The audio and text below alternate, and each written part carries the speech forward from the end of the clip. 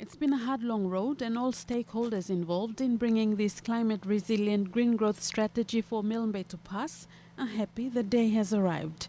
In Alotau this week, a validation workshop by the province's stakeholders to capture and consolidate local input and support before the strategy was handed over to Milne Bay to Provincial Administrator Ashan Numa. Jonah Auka from the Climate Change Development Authority says the validation of Milne Bay's strategy is supported by Australia's Department of Foreign Affairs and Trade, managed by the Global Green Growth Institute, CRGG.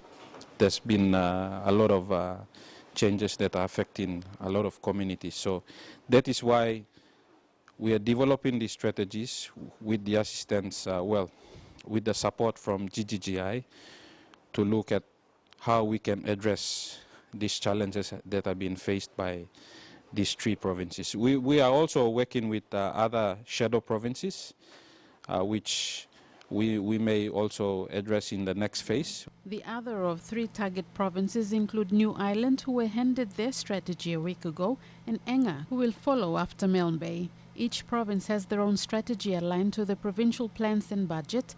From here on, they can then use this to leverage support and, more importantly, identify local climate adaptation and mitigation priorities.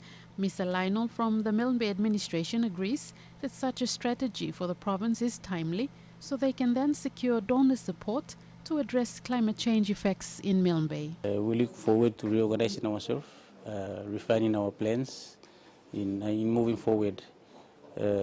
We have opportunities that we are missing out because our conventional planning, like we only align to national planning and what the national government is telling us to do. We have donor opportunities out there, especially in the climate change space. They have funding available, but we are not addressing key issues in our plans. So with this strategy, I hope that it will help us align our plans so we can capture some support from our donor partners, and especially in helping our capacity in the provinces, how we can organize ourselves to actually address climate change. Deputy Country Representative for Global Green Growth Institute in Papua New Guinea, Peniamina Leavai, says their role to design and draft green growth strategies is what's pushing the specific targeted provincial plans to address climate change priorities, and they're all too happy to assist where they can.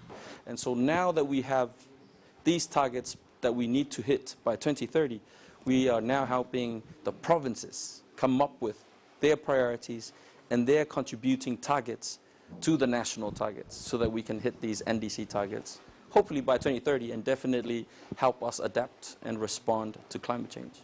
The two-day validation workshop ran from Wednesday to Thursday this week, attended by Milne Bay's local sectors from SMEs, cooperative societies, education, health, agriculture, infrastructure, fisheries and more, and looked at gaps in the strategy and to fine-tune it before the strategy was delivered to the province.